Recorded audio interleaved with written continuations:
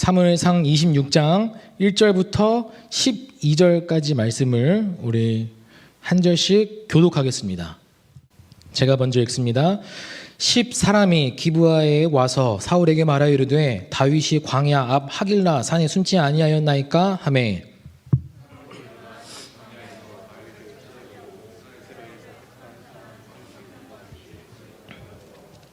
사울이 광야 앞 하길라 산 길가에 진친이라. 다윗이 광야에 있더니 사울이 자기를 따라 광야로 들어옴을 알고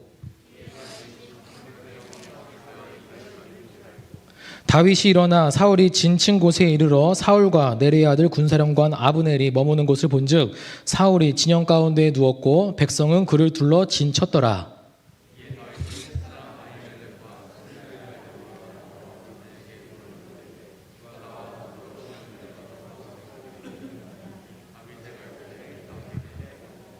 다윗과 아비새가 밤에 그 백성에게 나아가 본즉 사울이 진영 가운데 누워 자고 창은 머리 곁 땅에 꽂혀 있고 아브넬과 백성들은 그를 둘러 누웠는지라.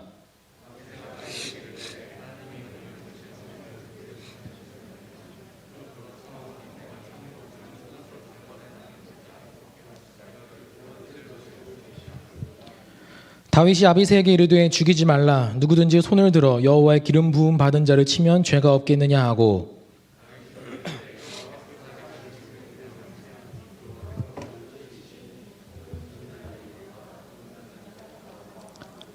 내가 손을 들어 여호와의 기름 부음 받은 자를 치는 것을 여호와께서 금하시나니 너는 그의 머리 곁에 있는 창과 물병만 가지고 가자 하고 다윗이 사울의 머리 곁에서 창과 물병을 가지고 떠나가되 아무도 보거나 눈치채지 못하고 깨어있는 사람도 없었으니 이는 여호와께서 그들을 깊이 잠들게 하셨으므로 그들이 다 잠들어 있었기 때문이었더라. 아멘. 여러분, 지난주에 이어서 현실에 뿌리 박은 영성 두 번째 보복에 대해서 함께 말씀을 나누려고 합니다. 지난주에 이순행 목사님께서 분노에 대해서 이제 말씀을 하셨죠. 근데 지난 화요일에 연대 세브란스 병원에 장례식장이 있어서 같이 이순행 목사님이랑 차를 타고 갔었습니다. 이순행 목사님이 이제 운전을 하셨어요. 저는 그 옆자리에 조수석에 탔습니다. 근데 그날따라 유독 차가 너무 막힌 거예요. 한 25분 정도면 갈 수 있는 거리를 거의 1시간 넘게 걸려서 간 것 같습니다. 근데 지난주에 분명히 이순혜 목사님이 자신은 운전을 하면서 한 번도 화를 내지 않는다라고 그렇게 이야기를 했거든요.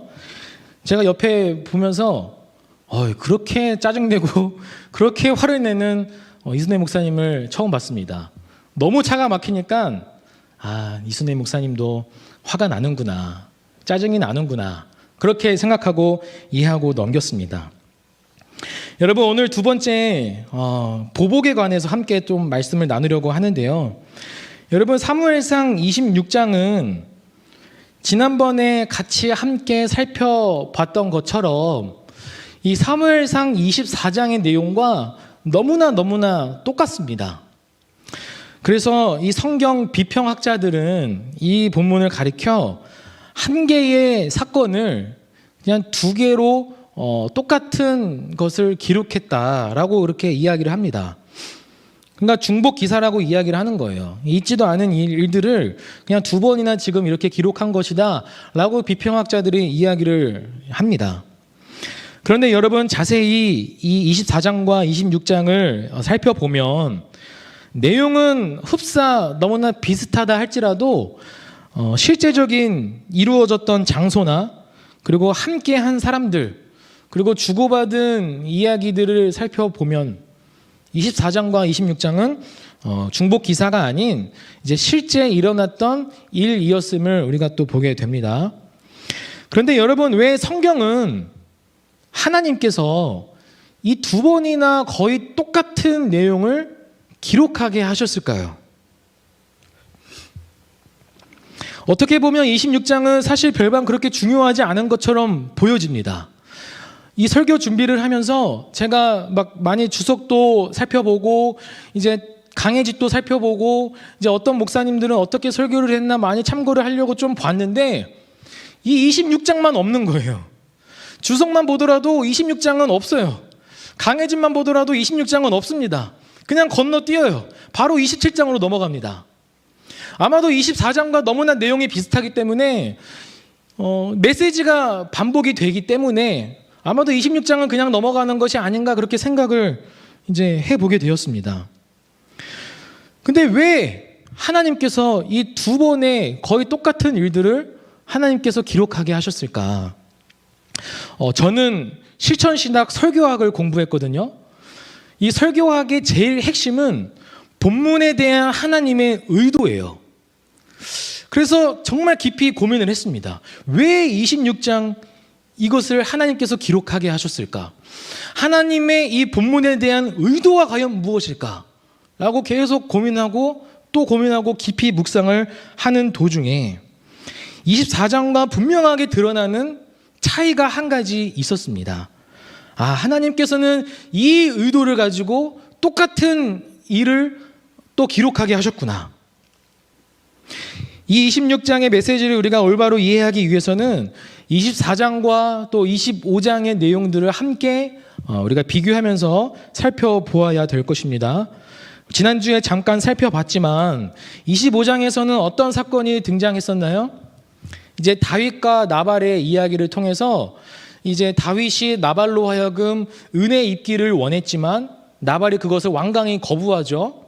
그래서 이 이새의 아들이라고 막 이야기를 하면서 굉장히 다윗의 자존심을 막 팍팍 긁습니다. 그래서 이 다윗으로 하여금 굉장히 분노를 사게 만들어요. 그래서 다윗이 안 되겠다. 은혜를 오히려 원수로 갚는 자구나 라고 해가지고 군사를 일으켜서 나발의 온 집을 완전히 쑥대밭을 만들려고 했었습니다. 그런데 이제 나발의 아내였던 아비가일이라는 한 이 여인으로 인해서 이제 그 분노를 삭히고 이제 나발에게 하려고 했었던 그 진멸을 이제 거두죠. 이 다윗과 나발의 이야기를 통해서 다윗은 무엇을 깨달았을까요? 분노하면 안 된다는 걸 깨달았을까요? 보복하면 안 된다는 걸 깨달았을까요? 물론 이런 것들도 이제 어느 요소가 있겠죠. 네, 하지만 결정적으로 이 다윗과 나발의 이야기를 통해서 다윗이 결정적으로 배우고 깨닫고 경험했던 것은 하나님께서 하신다는 거예요. 하나님께서 친히 갚으신다는 것을 다윗은 깨달았습니다. 사무엘상 25장 33절 34절 말씀의 내용을 보면 이렇게 말씀합니다. 또 내 지혜를 칭찬할지며 또 내게 복이 있을지로다. 오늘 내가 피를 흘릴 것과 친히 복수하는 것을 내가 막았느니라. 나를 막아 너를 해하지 않게 하신 이스라엘의 하나님 여호와의 살아계심을 두고 맹세하노니 내가 급히 와서 나를 영접하지 아니하였다면 밝는 아침에는 과연 나발에게 한 남자도 남겨두지 아니하였으리라 하니라. 그리고 바로 이제 38절을 보면 하나님께서 이렇게 이제 하십니다. 한 열흘 후에 여호와께서 나발을 치심에 그가 죽으니라.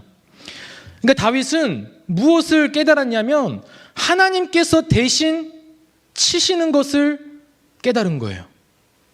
하나님께서 대신 갚아주신다는 것을 깨달았습니다. 그러한 사건이 있은 후에 이제 26장에 넘어와서 다시 한 번 더 또 한 번의 사울을 죽일 수 있는 기회가 찾아온 거예요. 하지만 다윗은 여전히 하나님께서 기름 부음 받은 자를 치는 것을 하나님께서는 금하시는 것이 먼저였기 때문에 이제 치지 않습니다. 근데 여기에서 이제 24장과 결정적으로 중요한 새로운 한 가지가 있는데 10절입니다. 여러분 10절을 우리 함께 다 같이 한 목소리로 읽겠습니다. 시작.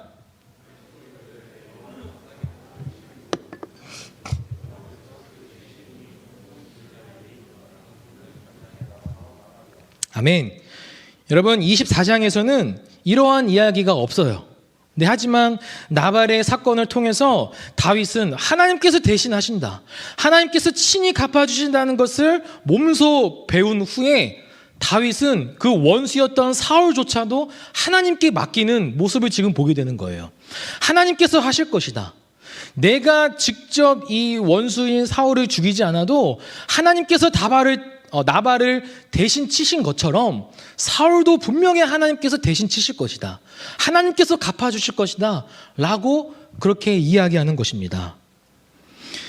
여러분, 하나님께서 이 다윗을 대신하여 분명히 일하실 것을 다윗은 믿었다는 거예요.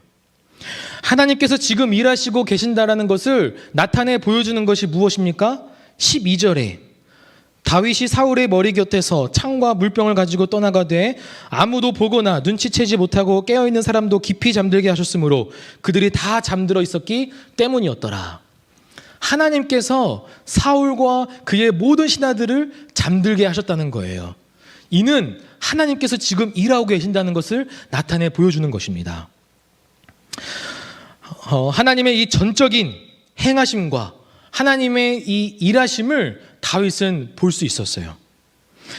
우리가 사무엘상을 지금 오랫동안 함께 살펴보면서 제가 자주 이야기하는 것 중에 하나가 이 사무엘상 하의 전체 핵심 메시지가 여러분 뭔지 기억나시나요?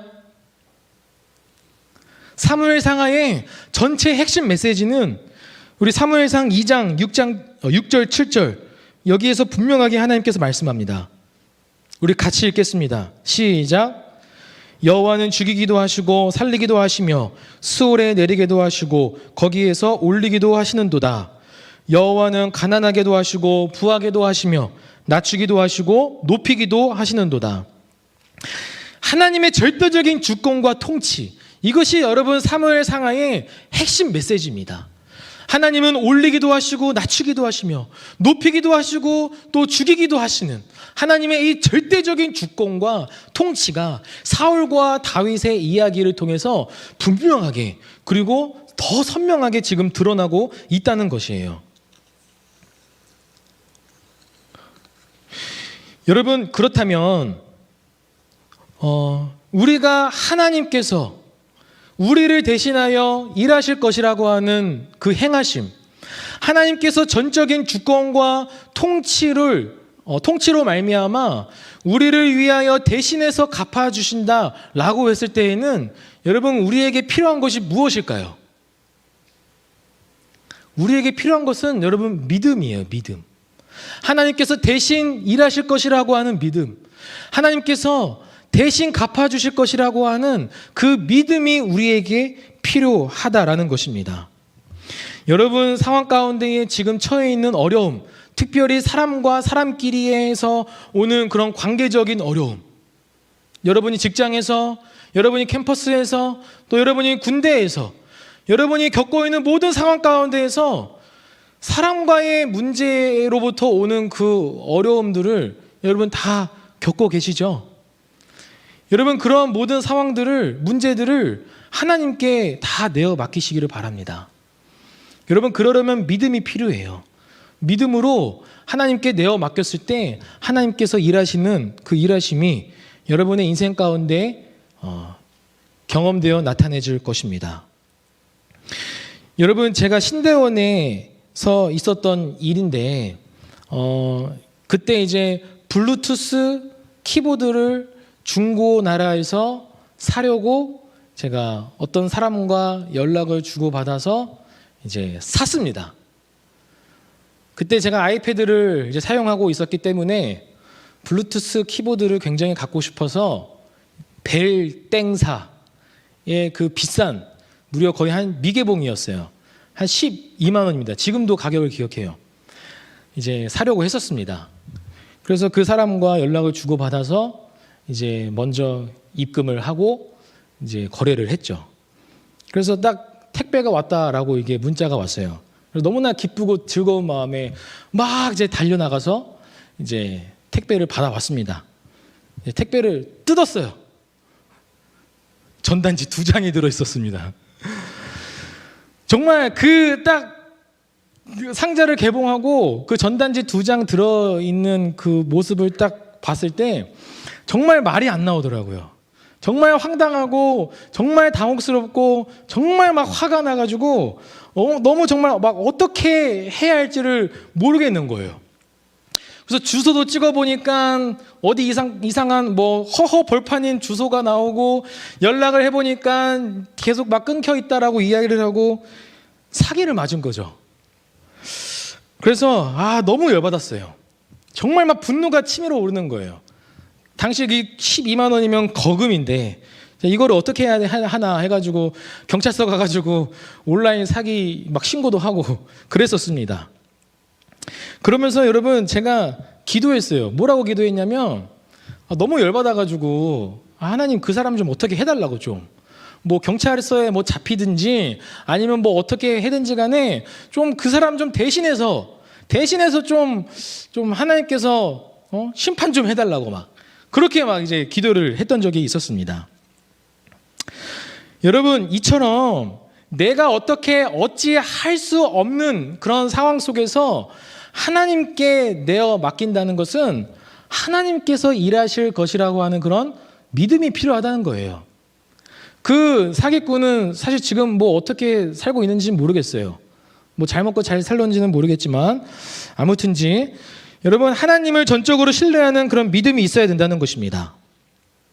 그런데 왜 우리는 내가 겪는 이 문제들에 대해서 하나님께 온전하게 맡겨드릴 수 없는가? 라는 질문이 뒤따라오게 된다는 거예요. 여러분, 왜 하나님께 맡기지 못하세요? 왜 맡기지 못할까요? 어떤 사람들과의 어떤 관계적인 문제 속에서 막 내가 해결하려고 하지 하나님께 맡겨드리지 못하는 이유가 무엇일까요? 그것은 어떻게 보면 당장의 이 문제를 해결받고 싶어하는 그런 생각 때문인지도 모르겠어요. 당장 내가 옆에 있는 사람과 막 관계적으로 어려움이 있어요. 근데 내가 막 해결을 해가지고 이 사람이 막 어떻게 잘못된다라든지 이 사람이 뭐 다리 몽둥이가 부러진다라든지 좀 이렇게 나를 힘겹게 하고 나를 어렵게 하고 나에게 고통을 주는 이 사람에 대해서 당장의 눈앞에 이 문제가 해결되기를 원하는 그런 마음 때문에 하나님께 온전하게 문제를 내어 맡기지 못하는 것 아닌가 생각합니다. 왜냐하면 하나님께 문제를 맡겼을 때 왠지 당장에 이 문제가 해결될 것 같지 않은 거예요. 또 하나, 이 나를 힘들게 하고 고통스러움을 주는 이 사람이 잘못됐으면 좋겠는 그런 마음이 있는 거예요. 잘 안 되기를 바라는 마음에. 왠지 하나님께 맡겨드리면 당장에 막 좀 이 사람이 뭐 진짜 막 다리 몽둥이가 부러진다거나 막 좀 이렇게 뭐 못돼야지 좀 마음에 시원함이 있고 후련함이 있는데 하나님께 내어 맡겨드리면 왠지 용서받을 것 같아. 왠지 이 사람이 그냥 잘 살 것 같아. 이런 어떤 마음 때문에 하나님께 내어 맡겨드리지 못하는 것 아닌가, 그렇게 생각을 해보게 된다는 거예요. 여러분, 대표적으로 요나 선지자가 그랬습니다. 여러분, 하나님께서 니느웨에 대한 심판을 말씀하시고 요나가 자신의 민족을 너무나 괴롭히고 압제하는 이 아수르가 심판받기를 원했어요. 그런데 하나님께서 심판을 거둬들이시고 그들을 용서하시고 긍휼히 여겨주시는 하나님을 보니까 너무 막 열받는 거예요. 너무 막 화가 나는 거예요. 이 민족이 좀 심판받아야 되는데, 아무래도 이런 어떤 심리 때문에 마찬가지로 우리도 하나님께 나의 이 관계적인 어려움을 온전히 하나님께 내어 맡겨드리지 못하는 것 아닌가 생각을 해보게 된다는 거예요. 여러분, 그런데 우리가 분명하게 깨달아야 되는 것 중에 하나가 무엇이냐면, 하나님께 내 문제를 맡겨드린다라고 했을 때 그것은 꼭 나를 힘겹게 하고 괴롭히는 그 사람이 심판받아야 된다는 걸 의미하지 않습니다. 하나님께 내 문제를 맡겨드린다라고 했을 때에는 전적으로 하나님에 대한 신뢰와 믿음으로 하나님께 맡겨드리는 거예요. 그렇기 때문에 하나님께서 하실 그 일들을 내가 믿는 거예요. 이 사람의 심판을 받든 이 사람이 용서함을 받든 하나님께서 하시는 일이기 때문에 그거에 대해서 이미 내가 하나님께 문제를 내어 맡겼다면 더 이상 내 손에 떠난 거예요. 그러니까 이 사람이 꼭 심판을 받는 것만이 하나님의 뜻이 아니고 언제나 하나님의 그 뜻과 계획은 항상 선하시고 오르시는 하나님의 계획이 있으심을 여러분 믿어야 된다는 것입니다. 다윗이 하나님의 절대 주권과 통치를 전적으로 신뢰하고 전적으로 믿고 있다는 것을 나타내 보여주는 것이 무엇이냐면 19절에 이렇게 다윗이 지금 고백하고 있는 거예요. 제가 읽겠습니다. 원하건대 내 주 왕은 이제 종의 말을 들으소서. 만일 왕을 충동시켜 나를 해하려 하는 이가 여호와시면 여호와께서는 제물을 받으시기를 원하다이다마는 만일 사람들이면 그들이 여호와 앞에 저주를 받으리니 이는 그들이 이르기를 너는 가서 다른 신들을 섬기라 하고 오늘 나를 쫓아내어 여호와의 기업에 참여하지 못하게 함이니이다. 여러분, 지금 다윗이 사울에게 뭐라고 이야기하고 있는 겁니까? 사울은 지금 다윗을 죽이기 위해서 무려 10년이라고 하는 세월 동안 다윗을 지금 추격하고 있었어요. 그런데 지금 만약에 다윗이 이야기하기를 만약에 하나님께서 사울로 하여금 나를 죽이는 것이라면, 그렇게 하나님께서 사울을 부추겨서 나를 죽이시는 것이라면 내가 친히 하나님의 제물이 되겠습니다 라고 지금 이렇게 고백하는 것입니다. 즉 하나님의 뜻과 하나님의 계획은, 하나님의 절대적인 주권과 통치는 언제나 선하시고 언제나 옳은 것이기 때문에 하나님의 뜻이 내가 만약에 죽는 거라면 내가 죽겠습니다, 이렇게 지금 고백하고 있다라는 거예요. 마치 에스더와 같이 내가 죽으면 죽으리이다와 같은 그런 믿음으로 사울에게 이야기하고 있다라는 것입니다. 여러분, 하나님이 하실 일에 대해서 여러분 전적으로 믿고 신뢰하고 의지하기를 바랍니다. 언제나 항상 하나님의 뜻과 계획은 옳습니다. 내 뜻과 내 계획과 내 생각보다 하나님의 뜻과 하나님의 그 계획은 언제나 선하시고 언제나 항상 옳다라는 그런 믿음으로 하나님 앞에 나아가시기를 바랍니다. 그런데 이것은 비단 보복에 관한 문제만이 아니라 모든 우리의 삶의 문제들, 건강의 문제, 직장의 문제, 결혼의 문제, 자녀의 문제, 우리의 취업의 문제 등등 우리의 삶의 모든 정 영역에서의 이 문제들을 하나님께 내어 맡기시기를 바랍니다.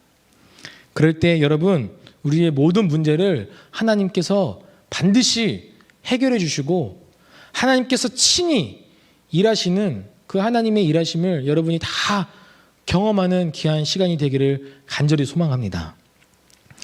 여러분, 베드로 잘 아시죠? 물 위를 최초로 걸었던 사람이 바로 베드로였습니다.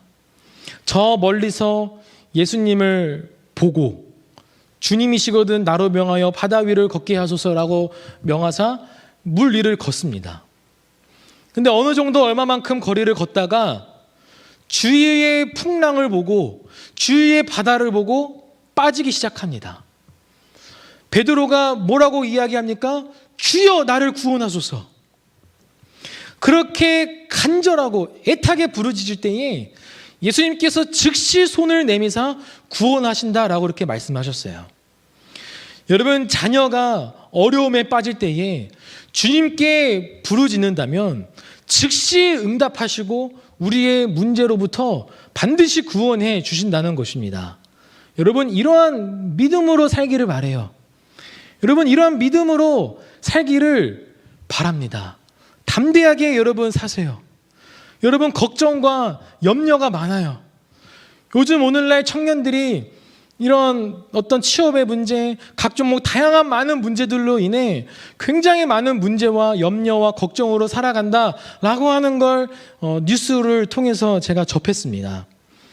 여러분, 이제 좀 레디컬하게, 좀 담대하게 이제는 믿음으로 내 문제를 여러분 하나님께 다 맡기시기를 바랍니다.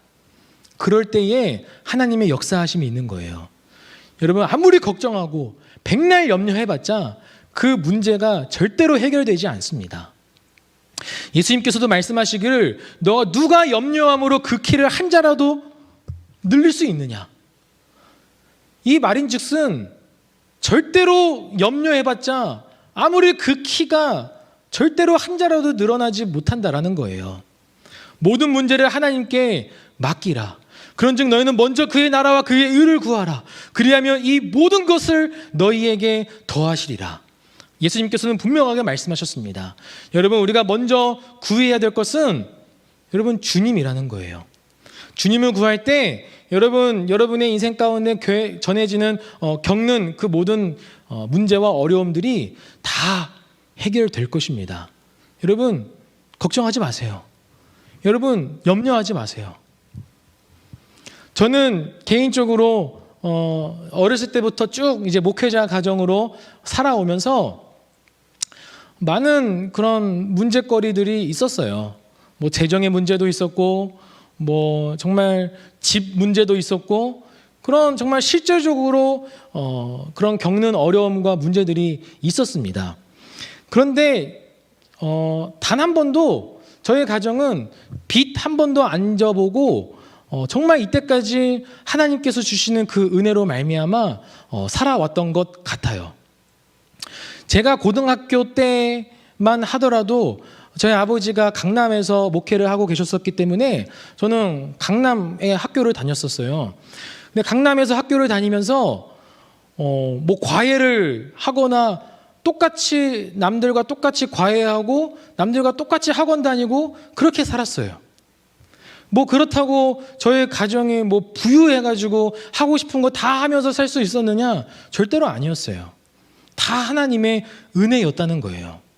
저는 그것을 경험했기 때문에 지금도 마찬가지로 앞으로의 삶도 하나님께서 반드시 책임지시고 먹이시고 입히시는 하나님을 저는 전적으로 믿습니다.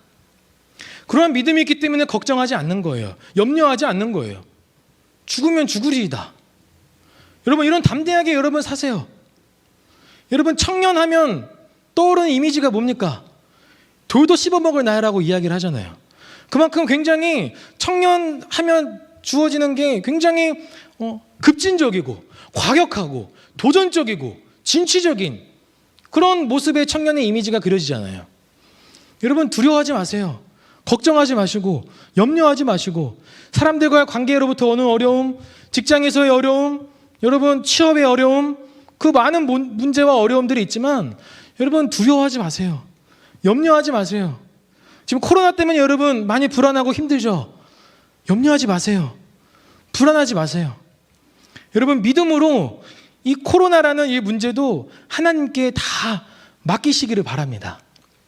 전적인 하나님의 신뢰와 믿음이 필요합니다. 그러한 믿음으로 하나님 앞에 다 나아가는 우리 모든 청년들이 되기를 예수님의 이름으로 축복합니다. 말씀을 맺겠습니다. 여러분 오늘 이 말씀을 통해서 하나님께서 우리에게 주시는 말씀의 메시지가 무엇이냐면 두 가지가 있는 것 같습니다. 첫 번째로는 모든 문제를 하나님께 다 맡기라는 거예요. 다윗은 나발의 사건을 통해서 하나님께서 친히 일하심을 경험했습니다. 그래서 원수였던 사울을 자신이 직접 죽이지 않고 하나님께 맡겨드렸다라는 거예요. 여러분 많은 문제들로부터 힘들고 또 어렵고 또 괴로운 그런 나날들을 보내고 있을 줄로 압니다. 그런 상황들 가운데서도 여러분의 문제를 다 하나님께 내어 맡기시기를 바라요. 그럴 때 하나님은 우리의 아버지시기 때문에 그 자녀들의 고통하는 신음의 소리들을 반드시 들어 응답해 주실 것입니다. 두 번째는 예수님의 그 사랑과 십자가를 또 하나님께서 우리에게 말씀하십니다. 다윗과 사울은 원수의 관계였어요. 여러분, 원수는 어떠한 관계입니까? 기회만 있으면, 상황만 주어진다면 어떻게 해서든지 반드시 보복해야 할 대상이 바로 원수예요. 여러분, 그런데 그거 아십니까? 사실은 하나님과 나와의 관계가 원수의 관계였다라는 거예요. 우리는 끊임없이 하나님을 대적하고 끊임없이 하나님과 싸우려고 했었던 존재가 바로 하나님과 나와의 그 원수의 관계였습니다.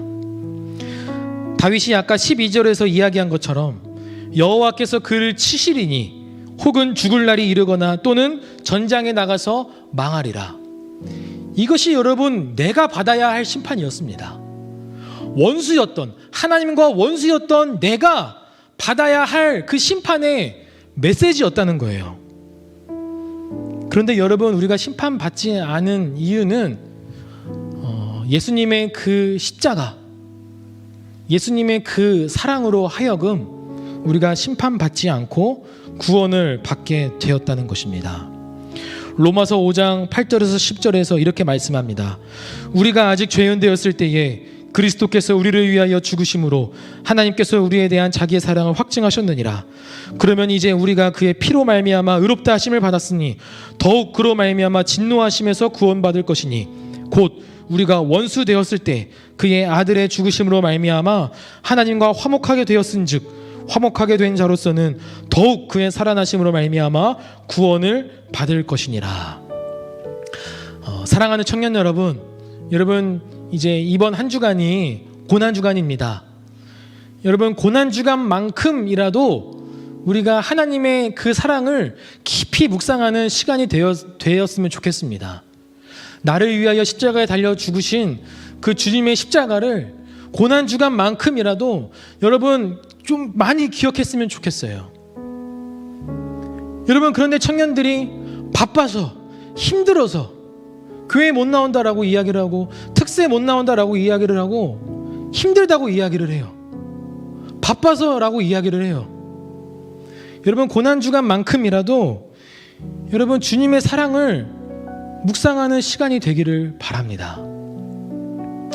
언젠가부터 우리가 그 구원의 감격을, 그 구원의 기쁨을 잃어만 가고 주님의 그 십자가를 잃어버리면 같았던 우리의 모습들을 보게 되면서 다시 회복하는 그런 시간이 되었으면 좋겠습니다.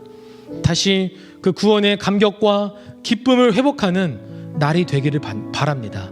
다시 예수 그리스도의 그 십자가를 다시 한 번 더 회복하는 그런 날이 되기를 간절히 소망하며 축복합니다.